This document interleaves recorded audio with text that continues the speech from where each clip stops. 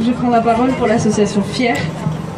L'ouverture du mariage aux couples de même sexe l'année dernière a été une avancée pour l'égalité des droits.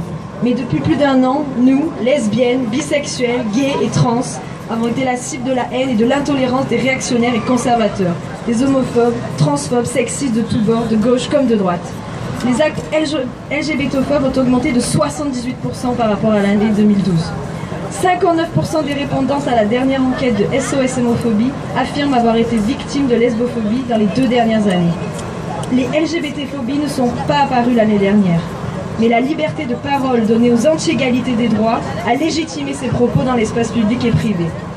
Nous rappelons que l'homophobie, la biphobie, la lesbophobie et la transphobie ne sont pas des opinions, mais bien des délits condamnés par la loi. Le 17 mai n'est que l'occasion de le rappeler et d'attirer l'attention sur ces actes. Violence, agression, viol, mais aussi harcèlement, insultes, remarques déplacées de la part d'inconnus, discours politiques LGBTophobes.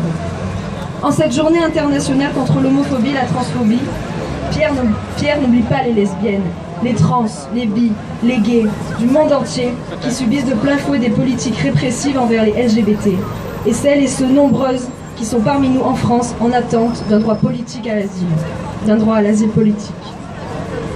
FIER salue l'ajout de la transphobie aux problématiques de cette journée mondiale, mais ne peut que constater l'invisibilisation systématique de la lesbophobie et de la biphobie.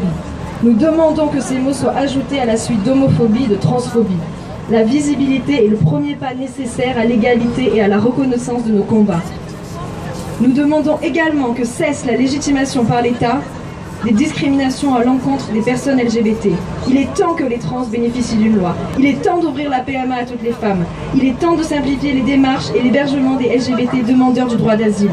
Il est temps de réformer la filiation pour permettre aux parents dits sociaux de reconnaître leurs enfants. Il est temps aussi de dénoncer les LGBT-phobies des anti-égalités des droits et que l'État cesse de se laisser dicter sa politique par des réactionnaires minoritaires. Merci.